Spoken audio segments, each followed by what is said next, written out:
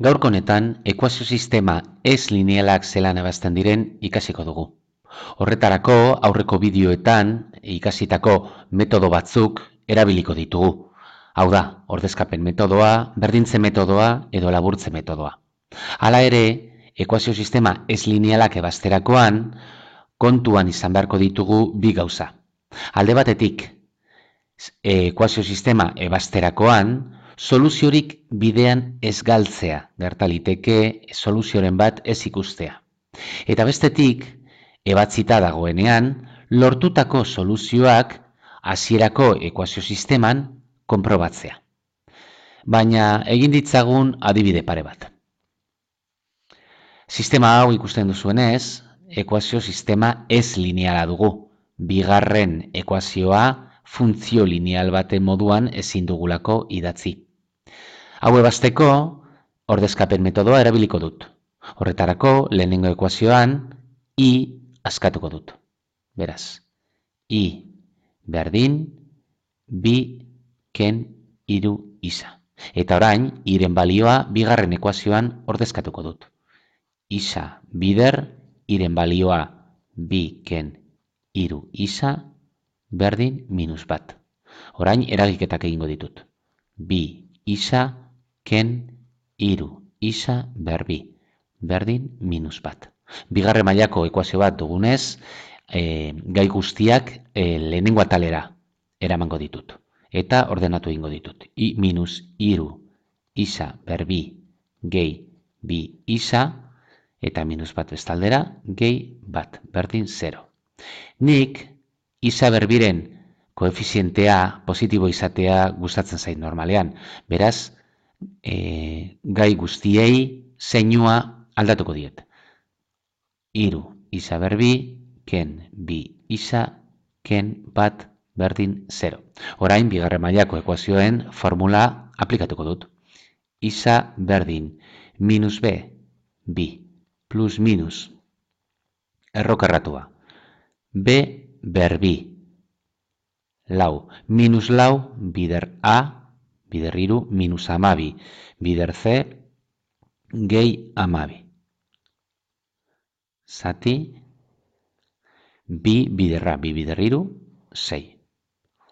Kontuak egiten baldin baditugu, bi, gehi, minus, lau gehi amabi amaseiren errokarratua, lau. Zati, 6. Hemendik, bi emaitza ateratzen zaizkigu. Isa azpi bat, bi gehi lau 6 zati 6 bat, eta isa azpi bi. Bi ken lau minus bi zati 6 simplifikatuta minus herena. Orain, isa bat badakidanez, I azpi bat kalkulatu beharko dut. Horretarako, honen balioa ekuazio honetan ordezkatuko dut. Beraz, isa azpi bat baldin bada, I, bi bider, bi ken, hiru bider bat. Bi ken hiru minus bat. Beraz, isa azpi bat denean, I azpi bat minus bat izango da. Hau izango da, ekuazio sistemaren lehenengo soluzioa. Isa azpi bat, I azpi bat, minus bat. Eta bigarren soluzioa, isa azpi bi, hemen ekuazio honetan ordezkatuko dut. Beraz, isa azpi bi minus herena denean, I azpi bi ken hiru bider minus herena. Eta minus hiru bider minus bat, hiru zati hiru bat, bi gehi bat, hiru ateratzen zait. Beraz, hau izango da ekuazio sistemaren bigarren soluzioa. Isa bi minus herena, I bi, hiru.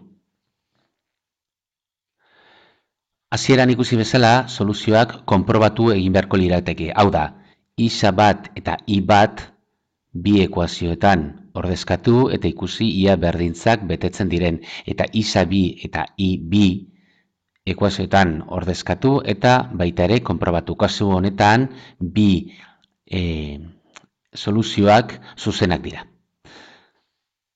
Goazen orain, bigarren adibide batekin, pizkat konplikatuko dugu. Orain hemen, zatiki batzuk agertzen ezkigu. Zatiki algebraikoak, bai? Izendatzailean ez ezagunak agertzen dira. Lehenengo pausu izango da, ez ezagun horiek izendatzaileetatik kendu, hau da. Ekuazio bat lortu behar dugu non izendatzailerik ez dagoen. Horretarako ekuazio osoan izendatzaile komuna kalkulatuko dugu. Ikusten duzu hemen izendatzailea bat dela. Beraz, izendatzaile komuna kalkulatzeko MKT egingo dugu. Eta horren MKT isa, i eta isa biderriren MKTA isa bider i da. Isa biderri zati isa, i bider bi i. Isa biderri zati i, isa biderriru, gehi iru isa. Isa biderri zati isa biderri, bat bider zei, bat minus zei. Hemen, bat isa biderri zati bat isa biderri, bider bat, isa bider i. Orduan, honako lehenengo ekuazio hau, horrela geldituko litzateke izendatzaileak kentzen baldin baditugu. Bi i gehi iru isa ken zei berdin isa bideri.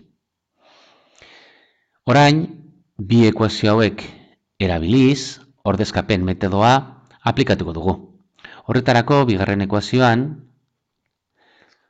isa askatuko dut. Isa berdin, bost ken i. Eta isaren balioa lehenengo ekuazionetan ordezkatuko dut. Modu honetara. Bi i gehi iru bider isa eta isaren balioaren ordez, bost ken i idatziko dut. Ondoren, ken zei berdin, isa berriro, bost ken i bider i. Orain, eragiketak egingo ditut. Bi i gehi iru bider bost ama bost, iru bider minus iru i, ken zei. Berdin, bost biderri, bost i, minus i biderri, minus i berbi. Orain, bigarren mailako ekuazioa denez, gehi guztiak lehenengo atalera bidaliko ditut. Minus i berbi lehenengo atalera, i berbi. Gehi, bi i, ken iru i, minus i, eta bost i ona, minus bosti, beraz minus i, ken bosti, hemen, ken zei i, geldituko litzateke.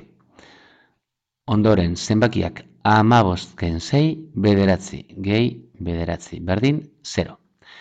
Bigarren mailako ekuazioen formula aplikatuz, iren balioa, honako izango da minus b, 6, plus minus, b karratu, hau karratura, 36.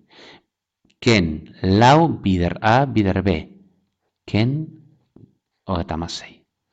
Zati bi bider a, bi. Ikusten duzuenez, 6 plus minus 36 ken 36, 0, 0-ren horrokarratua 0, zati bi. Kasu honetan, balio bakarra lortzen dugu, 6 zati bi, iru. Beraz, ematen du, ekuazio sistema ez lineal honek, soluzio bakarra izango duela. I, iru, eta isa hemen ordezkatuko dugu. Beraz, isa berdin, bost ken iru, bi. Hau izango da, sistema honen soluzio bakarra. I, iru eta isa bi.